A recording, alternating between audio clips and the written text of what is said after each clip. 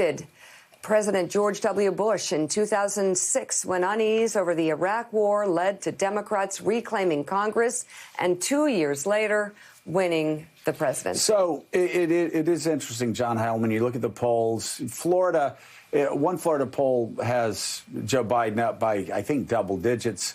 That one we just showed had it still within the margin of error. Wisconsin still within the margin of error in some polls. But still, it's going to be very rough for Donald Trump because of all the things that are on tape, all the things that are going to be played over this summer and well into the fall, going to cause problems. But let's talk about the Senate for a second, because even before, I know the Times was focusing on those states, but even before Donald Trump's disastrous showing on this pandemic and the disastrous response, Arizona's Republican senator, Colorado's Republican senator, Maine's Republican senator were already in trouble.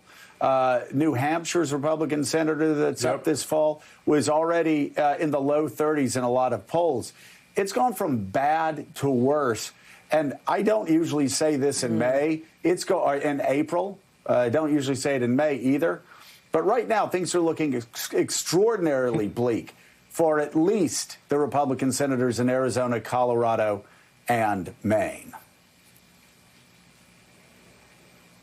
Yeah, and, you also look at Thom Tillis in North Carolina, where that race has tightened up. And, Joe, like I said earlier, the other problem here is not just the polling is going in this direction, and I just want to stress this. It's not like this is at variance. These private polls are not at variance with the public polls. We look at the public polls, they show the same thing. And particularly, you notice that in a lot of these states, if you look at Donald Trump's approval rating set against the approval rating of the governor in these states, the governor in Michigan as a good example, but in a lot of these states, Trump's 20 points, he's polling with an approval rating in these battleground states in the high 30s, low 40s when you have governors in the mid 60s. So all of the numbers are all consistent. But the crucial thing here is this fundraising thing, right, where the president has an appreciable fundraising lead over Joe Biden. And he's probably going to have that lead all the way till the end. Joe Biden's not been a strong fundraiser. The president has had a head start. They are a fundraising juggernaut. Biden's going to get money from super PACs, and that's going to help to level the playing field.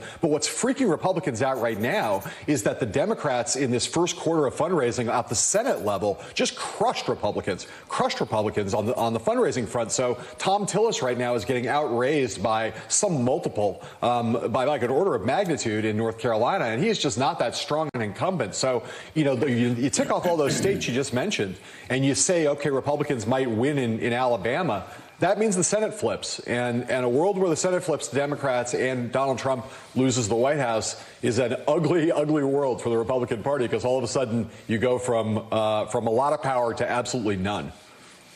And Casey, these are the sort of things that when they happen, it's a tidal wave. As Dave Wasserman was saying this weekend, if Pennsylvania and Michigan and Florida flip, it's all over anyway. And these whether you're looking at 1974, 1980, 1994, 2006, 2008, 2000, I mean, whatever you look at, these waves usually sweep all in one direction. And right now, the momentum's going away from the Republicans because they continue to embrace Donald Trump. They are not speaking out in a way that even some of their governors are. And that is just political suicide.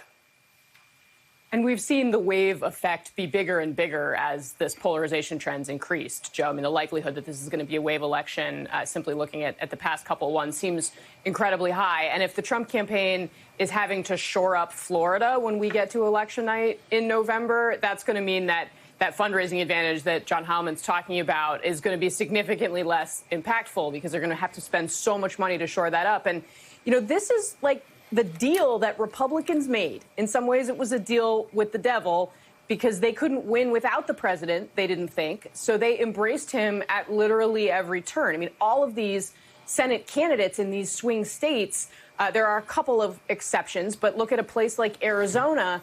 Martha McSally has really embraced the president, his tactics, the way that she's raising money. She's, gone after reporters and raised money on her attacks on reporters and things like that. So that means that when you get to a point like this, where there's a massive crisis and Donald Trump is handling it this way, it is not so easy to suddenly turn around and say, oh, no, actually, I didn't mean all of those things I previously said about how I support this guy. They are completely boxed in. And I think you've seen in the course of the negotiations around these massive packages that they're trying to pass to fix the crisis. You know, Mitch McConnell has been almost visibly angry at times on the floor, frustrated with the fact that Nancy Pelosi has so much power, frustrated with the administration. It seems privately behind the scenes, because in some ways they're going against what he wants to do in some of these things. I think that's a frustration of the one thing that tends to make Mitch McConnell very angry, which is the specter of not being in power. And, you know, that's a reflection of the fact that he knows Casey, the reality that he's Casey, facing here. I know we have a delay here. I apologize for jumping in. But, Casey, Mitch McConnell's not just concerned about not being majority leader. Mitch McConnell may not win re-election. I know everybody loves to say, oh, Mitch McConnell always figures out a way to win. But here's a guy that was carrying around an 18% approval rating for quite some time in his own state. He's being out fundraised right now in Kentucky, which is a state that a Democratic governor won 2 years ago. Mitch McConnell, maybe he did win in the past, all of these close elections, kind of like Harry Reid, always figured out a way to squeak it out. But Mitch McConnell is carrying water for a president who is telling people to inject disinfectants into their body. Mitch McConnell is carrying water for a president who said that this pandemic, which is going to have killed far more people than died in the Vietnam War, American troops fighting. I mean, Mitch McConnell is going to be taking that in the fall, defending that president who said it was just one person from China and it was going to magically go away. And he's going to be seen as the guy doing more to defend this president than anybody else. That's going to be tough to defend even in Kentucky. And that's why Democrats from across the country are sending money to Amy McGrath, the woman that's there's a primary in Kentucky on the Democratic side, too. But she's the one that's outraised Mitch McConnell. And, you know, this would be the great irony in many ways. Mitch McConnell made the calculation, and he's done this kind of repeatedly through his career. You're right. He hasn't always had an above water approval rating in Kentucky, but he has run these races that have ground down his opponents. He's raised more. He's been, willing to go very negative in the way he's campaigned. And he made a calculation, not just for himself, but for the whole party, that embracing this president was the way to win.